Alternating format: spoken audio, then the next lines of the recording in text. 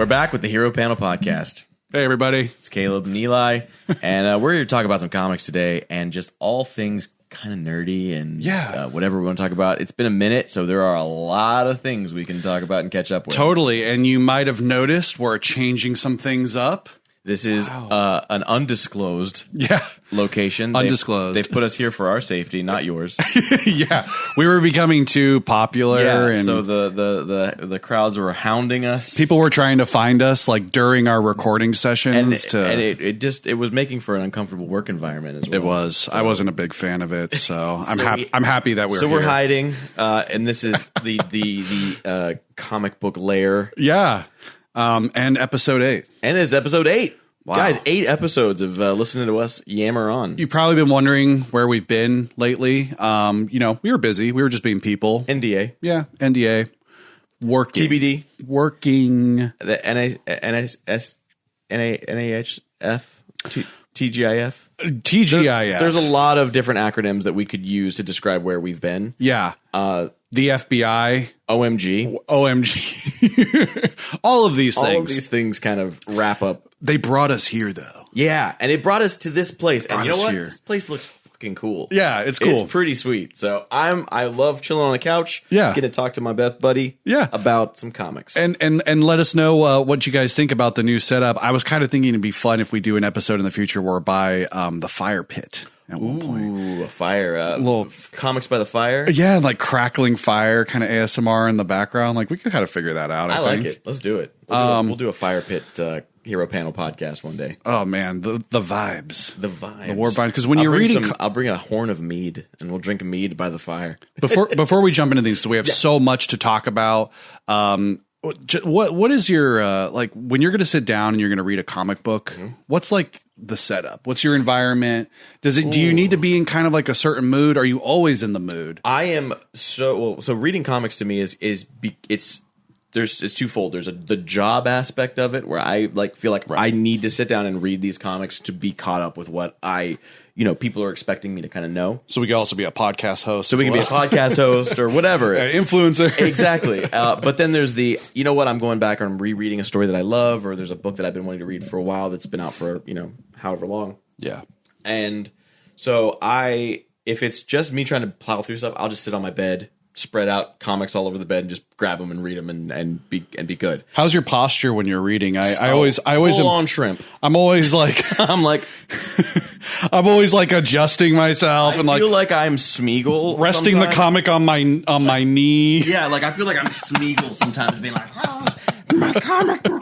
Just creeping. Yeah, right. Your wife walks in and she's just like, honey, I'm reading. Get away. No. I'm really sore too. Yeah, it's fine. No, one of my favorite positions is flat on my stomach with a pillow up under my chest, and I'm just reading. There you go. The other side of the pillow. Yeah. Do you play music in the background? Do you have background soundtrack to? Does it need to fit the tone of what you're reading? It does. So if I'm reading a bunch of Marvel stuff, I'll put on the MCU soundtracks, just kind of in a loop. If I'm reading Aliens or Predator, it's going to be the Prometheus soundtrack or something. Absolutely, I feel like having that adds a little bit of ambiance. Sure. And it's it just helps with the whole experience and when you're imagining the sound effects and the situation, it all just kind of I have my works. If it's peak for me and I have everything that I want, it's a little glass of something. Okay. It's this is what I wanted to know. Yeah, it's a little glass of something. It's out in my chair by the fire pit. Yeah, and the lights are. We got the string up. Good lighting to see. Good lighting to see. Yeah. It's night, but we've got we strung lights around, so it's really bright. The fire's crackling. You can see the pages. You can see the colors. You can see the clear colors, the pages, and then I just spend as much time out there as I can reading. Usually, I try to I bring a big trade or something to read out there. Sure, yeah. Feel real. But yeah, I was curious about that. Wanted to find, question. It was like a little icebreaker for sure. Icebreakers. Well, one thing I read recently that you had recommended to me and had been on my radar was Batgirl. Oh yeah, Volume 1 of the most recent iteration of Batgirl in DC Comics. It's so good. Sick. I'm a huge Cassandra Cain Yes. advocate. I think she is so underappreciated by so many people as a member of the Bat family. And when you really deep dive into her like character and what her powers are, like the training that she's had, phenomenal. Yes. It's so intriguing and interesting. And I love her costume. And her costume looks sick. It's intimidating. Yeah, her super family scary. dynamic is wild. Yeah. Like Lady Shiva as her mom. She's kind of similar to Damian Wayne in the way where they were both raised to be assassins and trained killers. And that like whereas Damian kind of takes pride in that. Yeah. She is so ashamed kind of her mother. Of her mother and of that training and of that upbringing. Like she's dedicated herself, and I would say more than any of the other Bat family, Cassandra Cain has dedicated herself to Bruce's mission.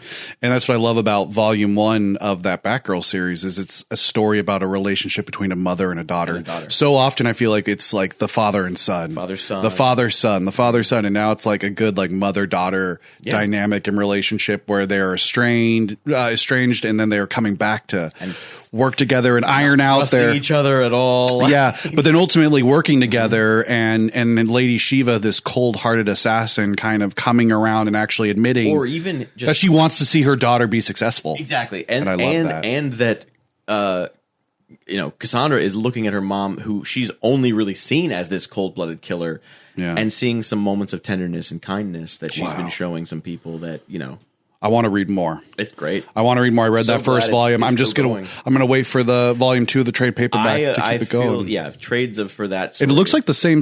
It's continuing the storyline with the My that's one that my wife reads issues. Like she gets those issues and reads them every time they come out. That's V's like probably one of her number 1 books that she's reading right now. Hell yeah. Yeah. What about you? Well, we're reading DCKO. Yeah. We're reading DCKO out here in the hero panel land. Yeah. Because it's freaking awesome. Jump on board. It's just beginning. I had some I had some doubts when they first kind of announced what it was, and it was like we were speculating. It's some sort of tournament bracket, and it's going to be power scaly. And it's going to be like, why are these heroes fighting each other?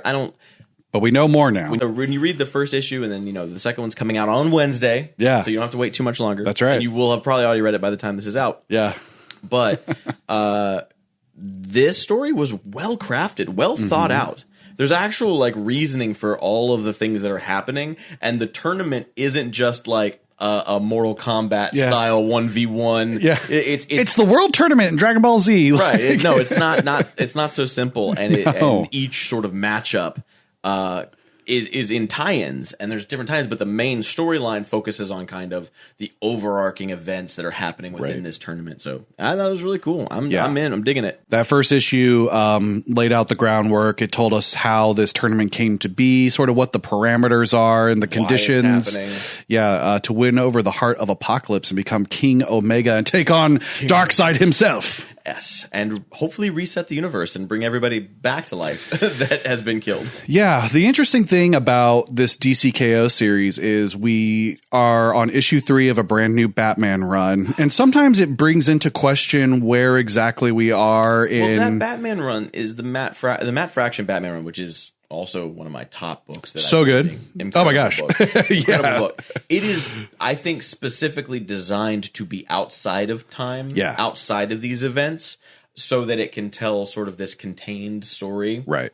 Which Batman hasn't had we really haven't seen that in a Batman book in the last couple of years, because, and I think to its detriment, I think we've seen Batman kind of get shafted a little bit, because in his books, they keep throwing event after event after event that interrupts any kind of flow of his own story. I mean, let's not even get started about Hush 2 right now. We finally got the next installment in the Hush 2 story, and that whole storyline doesn't really connect with the current run of Batman or DCKO for that matter. It's really like this idea that they started with, and now they're almost like, gosh, we really just have to like kind of wrap this since up. The beginning, and what I thought was like a really nice kind of refreshing nostalgic look at Batman, it became that, but in a bad way.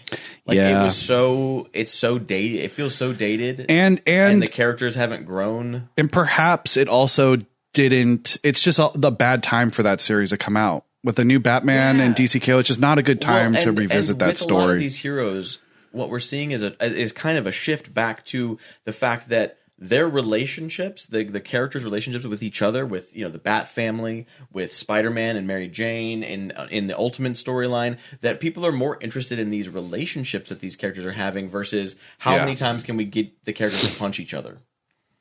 It's less exciting now because we've seen all these characters fight each other before. Yeah. I want to see, Bruce teaching Tim how to drive the Batmobile. Exactly. Having a tender moment there. Like, that's cool. Yeah. I want those relationship moments always Especially with this third issue of Batman, there was like those moments where Batman is training with Damian and their dialogue together. Great. With Tim's boyfriend. Yep. So good. All of that has just been well crafted. And again, like I said, Matt Fraction just does that. Yeah. But so DCKO, Absolute Batman. Absolute Batman. Yeah, man. We're about to hit issue number 14 with that. Going through the, was it the Abomination Saga? Yeah. Is that what it's... I think it's what it's called. Yeah, it's so wild. We have... there's been some reveals about what's coming up for Absolute Batman with the Joker.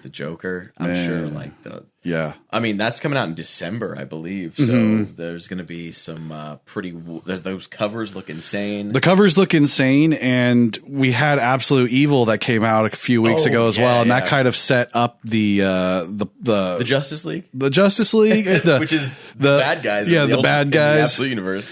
It's crazy. Yeah, no, they're firing on all cylinders, and it seems like there's no stopping the Absolute train. Absolute, and we're getting new Absolute titles as well pretty soon. Catwoman, Green Arrow, a couple other ones that they've announced that they're doing. Which Green Arrow in the Absolute universe, safe to say, won't be Oliver Queen. Yeah, or is this the story of what led up to that happening? Possibly. I feel like we're gonna maybe see. Well, Roy is mentioned, I think, in that. Is it possible he is alive?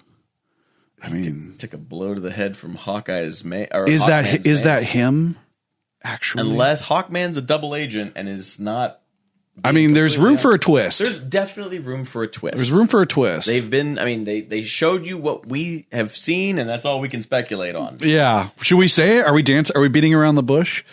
I mean, DCKO came out. Bush to death. DCKO, it came out in October, right? Yeah. So if you haven't read, DCKO, Absolute Evil. Absolute Evil. Yeah. If you haven't read it, spoilers for Absolute Evil. But Green Arrow's fucking dead. He is very dead. He got his skull crushed. Yeah, they set him up to seem like he is going to take down these rich, powerful, evil men. Yeah, and fails because Hawkman. Absolute Hawkman is working for the bad guys. And, took him right out. Yeah, and we don't really know a lot about him or what his deal is, but he seems bad. Unless it's a twist.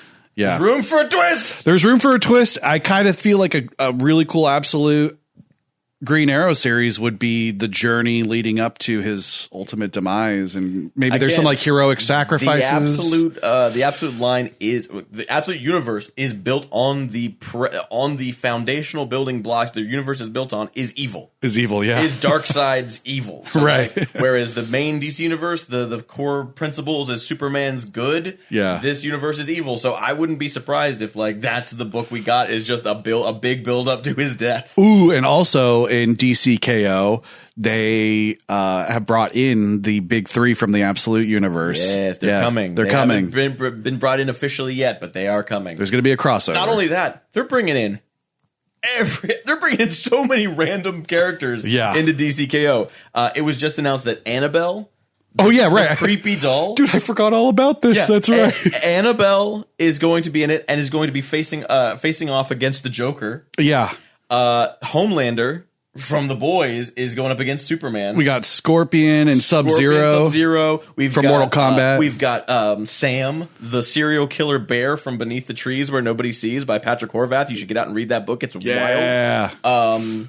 Rites of Spring is out now, and it's insane. But Sam is going to be in DCKO. Little teddy bear. That was so unexpected. And then I feel like there's one other big character where I'm Vampirella. Yeah. And Red Sonja. Yeah. Cool. Well, and also DC put out a Conjuring tie-in book. Mm-hmm. Yeah, there is a 1-volume trade paperback. I can't remember the title, but it's The Conjuring something, and it's published by DC. So when I saw the Annabelle reveal, it reminded me of that, and I was like, oh yeah, these actually these actually exist. These IP rights are there. Yeah, they're there. They work. Hell yeah. But moving on to Marvel, because we could talk about DC all day. There's a lot of good stuff happening with DC. But yes. We go down that rabbit hole. We went down it already. We've been down it. Let's talk about Marvel. Let's get out and talk to Marvel. Marvel Ultimate Universe is one of the strongest things that Marvel has come out with in the last couple of years, and it is ending. Yeah. Quote, unquote. And we've talked about it. We've talked about it off platform. Yeah, we wouldn't tell you. Yeah, no, we've talked about this before, and we've speculated the continuation of the Ultimate series post Endgame. Post Endgame, which is coming out in December. There's going to be so many amazing covers for that book. And they're relating it very closely to the MCU's Avengers Endgame. Some of the covers look like the movie posters. They're an homage to them. Homage to the movie posters. This latest issue brings them all back together. Oh, good. Okay. And like in a way that I was like, oh, that's why we got all like Luke Cage. We got all these little side stories, right? So that you really now care about all these characters as they are getting brought together in preparation for Endgame. Of course, it was really, really smart. It was really good. I love this this newest issue. Oh man, I got to catch up. That's all I got to do. Yeah, that's all I got to do is just catch up. If it were up to me, and it's not. If it were up to me, Assorted Crisis Events would be on my list for one of the top like award-winning. I would give that book so many awards. It's right there. Yeah, should we pull it? Should we show? We should show it. Yeah, grab it real quick. Oh god, there it is. Aha. If it were up to me, Assorted Crisis Events would win so many awards, and I hope it does. I hope it is recognized in the future as one of the most poignant and very culturally relevant stories that it is out right now. Yeah, it's one of the few books, and I was just actually talking to a friend about this the other night. I can go back and remember each issue of this and tell you exactly what it was about. Oh wow! Like I can't do that with every I know what you mean book, though. But you know what I mean? Like that's when you knew you knew it resonated with you in that way. Yeah.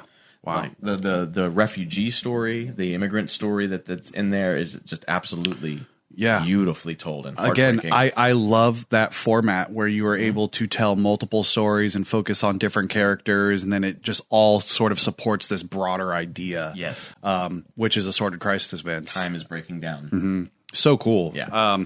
That's great. But yeah, back to the Ultimate Universe and Endgame. That's happening. That's upcoming. We also just wrapped up One World Under Doom, which was this big event series. I'm a huge Doctor Doom fan. Yeah. I don't know if you could tell by my T-shirt. That's right. But I really liked this story, and I think it's probably one of the most well written Doctor Doom stories. Like his character was so well represented since Secret Wars. Even I would say since like Infamous Iron Man or the Ed Brubaker books of Doom. Right. I really think this is on par with some of those in terms of his character. Because this is a major Marvel event. I mean, there's a moment in, I think it was the last issue, issue 8, where he defeats everybody, and he defeats and he staples it in time with magic. Yes. That it is a moment that can never be changed, it can never be erased, it can never be altered. Undone. It's a pinpoint now in the Marvel comic book 616 history that no one can ever forget, which is, I think, is so cool, because now when they go and they tell future stories, you know this is going to be revisited. Well, and somehow they're going to need to fix something, and they're going to go back and be like, oh my gosh, the fact that Doom did that, now we can't do whatever it is we're trying to do. Well, you haven't read the last issue yet. That's true. I haven't. It came out this Wednesday. It did. And I think you'll. And it's Friday morning for me. So, just giving you guys an idea. Contextual. I'm on it. He's on it. But no, you're absolutely right. And, and that fact and the consequences of that fact are going to have ripple effects. Now, I do kind of have a little bit of beef with this story. I don't think that it. I wish it all released a lot sooner. The release schedule gave it a little bit of it's been all year. Yes, and it should have wrapped up more consistently. But not hurtful to I'm glad it was 9 issues. I think it deserved 9 issues, and I think reading it back in a trade format is going to bring a lot more people on board that haven't been on board, because I think it's going to read very well all together in one story. What do you think? Do you think the tie-ins are important to read? Would you recommend that? Weak. Yeah. The tie-ins for this book, for me personally, were just the weakest part. Yeah. This book seemed like it should resonate throughout the entirety of the Marvel universe. How was Doom Academy? Took over the world. How was Doom Academy? Doom Academy was a great. That was great one of the story, tie-ins. Yeah, but it was very removed from the main. Like we're getting stories with like the Runaways, with Red Hulk, with Thunderbolts. Like even Iron Man's tie-in was one of the worst books that I read this year. I did not like that book at all. But the X-Men were kind of just sort of thrown in there too. They're in the main story, but they're and like kind of. They're none of their books. They're like, oh, Cyclops is here to help, right? And then they just did stuff, and it was not mentioned in any of their solo books at that time either. Yeah. So you're really getting this weird situation where the event is world spanning, right? But Spider-Man never really deals with it, like Captain America.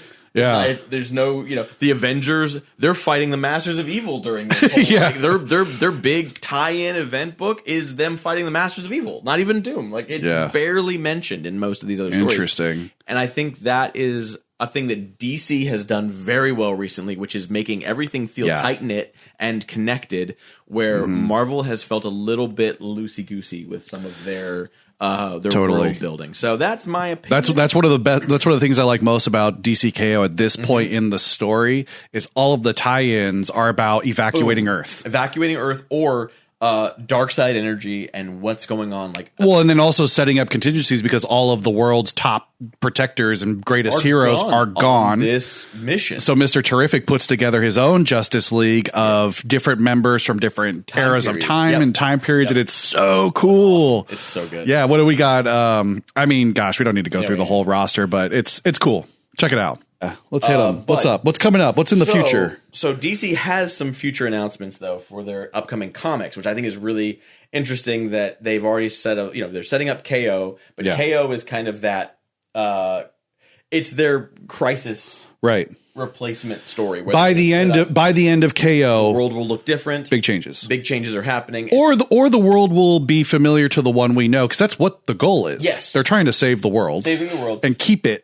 But someone may there's going to be some changes. Whoever wins this tournament is not going to be the same person after that. No, and they're going to reshape the world kind of in whatever image that they want. Right. So whoever wins, I mean, Lex is vying hard for that position. Yeah. And because we got some bad guys in this tournament too. Yes, there's bad guys. Don't think Harley Quinn. I don't think she's going to make the cut, but we'll see.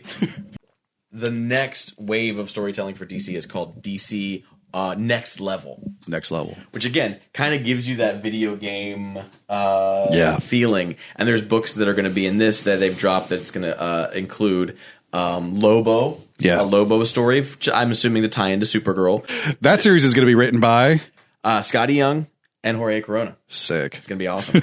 And we got a new Daredevil run coming up as well. Got a new Daredevil run coming out. Stephanie Phillips writing with, and even before that, we have a Daredevil and Punisher crossover series that's coming out really soon as well, which is great because those two characters are going to be pretty big next year when we get Daredevil Born Again Season 2. We're going to get more Punisher, and then we're going to get Spider-Man Brand New Day, which features both Daredevil and Punisher in that film. Yep. So, and I wouldn't be surprised if we saw Daredevil in a pretty big role in like the rest of sort of the street level MCU characters. Yeah, definitely. I think that's a world that they now can build out and start playing around in because let's be honest, those movies, the MCU is going in, the direction of another Avengers film. And with that, some doors close, some doors open. Yep. Some people may be returning, some people may be leaving and never coming back again. So, but apparently we are upon the X-Men generation of the MCU pretty soon. And I think that's going to be... That's going to be the focus. And then just really quickly, I have we can just... this is going to be hard not to talk a lot about, but Dispatch is an amazing superhero choose your own adventure video game that's out. We love it. It's so much fun. It's a great game. Check it out. You can only play it on PlayStation and PC. And Steam. PC, right. Yes, we're talking about the same thing. But anyways, and then also really quickly, Marvel Rivals going strong, new season, Gambit and Rogue coming out. awesome. They look very, cute. very cool. We have Marvel Cosmic Invasion. Yes. The 2D side scroller coming out. That looks like a lot of fun. I'm going to be playing Beat 'em up. We're going to play together. We're going to play together. That's going to be a good one. Maybe we'll do a live stream. We keep saying that we're going to do a live stream of our... and we can. We have the setup. We'll do it. That's going to be a really cool one. I love 2D side scroller beat 'em ups. They're just fun. Yeah. And the cast of characters. Exactly. Turtles. What was it? Shredder's Revenge. That's who this studio recently worked on that game. Yep. And it was fantastic. It's good. It's a good time. And we got a trailer for Marvel's Wolverine that came out from Insomniac. That looks amazing. We're going to be getting more and more about that. But we saw gameplay, and that looks so good. Mm-hmm. Looks violent. It is stabby. It is gory. It's very stabby. Yes. What you want? Don't give me Wolverine dicing up machines. Yeah. I want limbs flying off. Oh man, it's gonna be so good. So we'll more on that later. But that wraps up the little video game announcement. Anon. All right, what do we got next? So we're gonna do a hero panel pick today. Perfect. But we're gonna do it a little bit differently because in honor of DCKO, I am gonna give Eli a running list of Marvel superheroes, since DC's got their bracket. I'm just going to give and we'll show pictures of the heroes as we go. But I'm going to give him a running list of heroes, and he's going to tell me who he thinks would win in a head-to-head fight. This is arena style fighting because Eli needs to know specifics before he can judge. And I love arenas. Yeah, arena style fighting. Right? I love coliseums. I love arenas. No prep time. Yeah, no prep time. Yep, so here we go. We're going to say, starting off, Blade versus Iron Fist. Wow. Nice. I'm going to try. Okay, first, I'm going to try. First, fight. First, I'm going to approach all this without, like, a writer mindset of, like, you know. Clear your brain. Take yourself back to your, like, early college days when you're just, like, shooting the shit about comics with your buddies. And it's just like, fight. Okay, right. Yeah. Iron Fist. Iron Fist, Daredevil.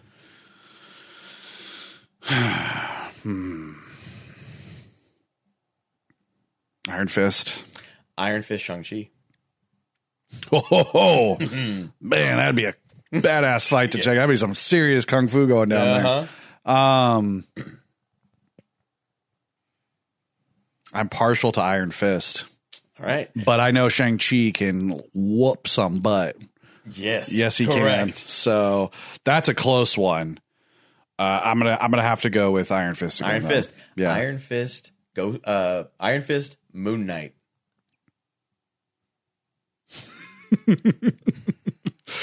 I think Moon Knight. Yeah, I think Moon Knight would hit harder first, and I mean, I don't know. Those are good fights, though. Yeah, those guys are all like, if they were all on the same team. Oh, please. Yeah, but I'll say Moon Knight. Yeah, Moon Knight, Punisher.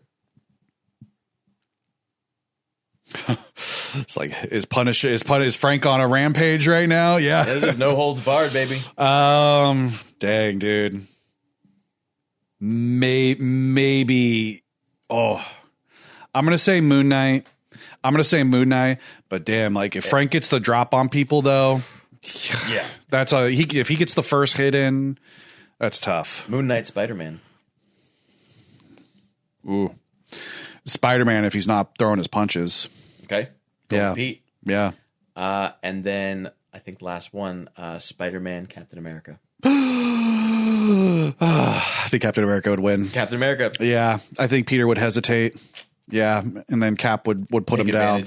Yeah. All right. I know Spider-Man respects Captain America. You heard it here, folks. Eli hates Spider-Man. Yeah, I hate him. I don't know anything about comics. I'm an idiot. Please, yes. Leave your rage comments. Yeah. Leave your rage comments. Preposterous. What a fool.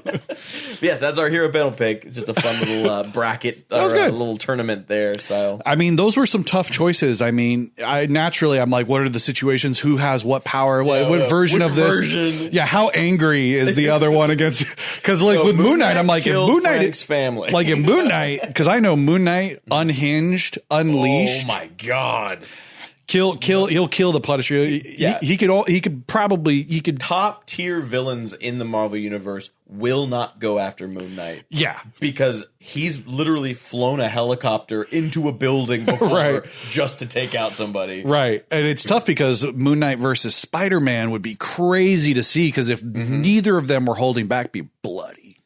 Be so bloody. I just know that Spider-Man. I just know that Spider-Man is like not even secretly anymore because we know this, but he is so strong, and he has almost unbreakable will. Yeah, it doesn't matter how close to death he is. And I guess you could say the same thing for Moon Knight too. Yeah, but they both will. Spider-Man has proved time and time again. Yeah, but they'll both fight till they can't stand up. Right, which is why it would be such an awesome fight. Next segment, we're going to do a hero panel snack. The hero panel snack. The hero panel snack. And this is a segment. I was hoping you forgot. Oh, I would never forget because today on the hero panel snack, we have pickleballs. Pickleballs! Not the kind you play at the park. No.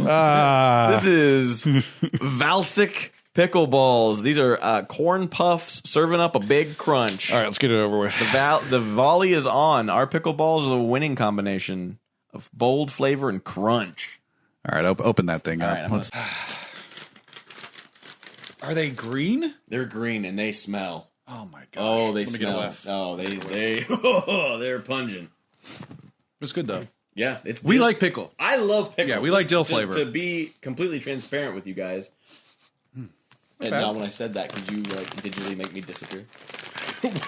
To be transparent with you guys. Just eat a pickleball. All right, I'm going to eat a pickleball. Here, you grab a pickleball. I grab a pickleball. We'll eat at the same time. Okay. Cheers, mate. Cheers. Dink. You know what? That was good. Yeah. Yeah. They're pretty good. I'd mess with pickleballs. Not as the Trader Joe's pickle snacks. Way stronger. Way stronger flavor. This is more of the corn puff. I like it. But yeah. That's actually really good. Pickleballs. There's also a spicy version, too. I didn't get the spicy version. I just got the regular one. Okay. Where do they get the green from? Some sort of chemical dye that I don't think is fit for human consumption. Because I need more green. I do. I'm hoping that it turns my whole mouth green. Yeah, my doctor was like, have more blue and have more green. I have more green. Yeah. Two of the of the food pyramid's most primary ingredients. Yeah, because I've been lacking blue. You don't have enough blue? I don't have enough blue or red. Ooh, red is important to have. Yeah, I need more red. I have plenty of yellow. I eat a lot of corn. All right, and I got another snack here. We got Aussie Bites. Aussie Bites. These, I swear by these. I think these are good. This isn't one where we have to be hesitant about. No. This is This is approved. This is good. This is approved. Aussie Bites. I don't know if we're able to. Here we are, Aussie Bites. Shout out to you. Shout out to Aussie Bites. We're not making any money off of this. We are not. We're not. But these look like little cakes. Yeah, they're very cute. They are. They're like little cakes. They're tasty. They're good for you. They're good for you. Good source of. So energy. are pickleballs. Yeah. Just want to make sure everybody knows. Very good for you. Try it with a pickleball. Have a little pickleball garnish. Yeah, exactly. Got a little taste. A little crumble. We're going to have to pause so I can eat this because it's going to take a minute. Yeah, this is one of those things where maybe you a sip of water even too. Thick. I just start wrapping the episode while you're eating. Thanks, guys, for visiting. I know. What? So that was fun. Yeah, man. And so this is our 8th episode of the Hero Panel Podcast. And you know what? I think glad to be back. We're glad to be back. Yeah. I think we want to try to get some more followers on here, especially on TikTok and Instagram. That is the goal. And that is the goal. And YouTube, our YouTube channel. Yeah. Followers all around. I think we should do a giveaway.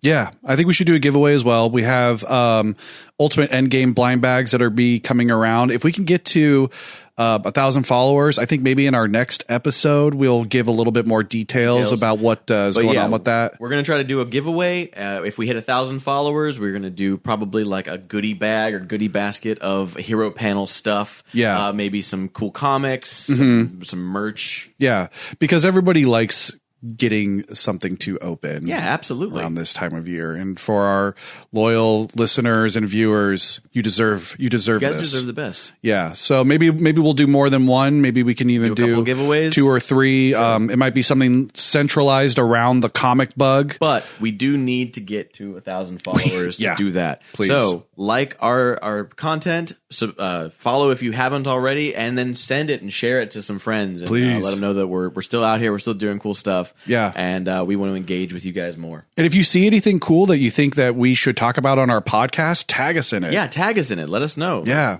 Share and tag all the cool stuff that you see comic book related. Absolutely. With us. And we'll have more info on that giveaway in our next episode. And with that, thanks for listening. Thanks for tuning in. Yes, we really appreciate you guys. Absolutely. Have a good one. Bye. Stay safe, stay kind. Bye.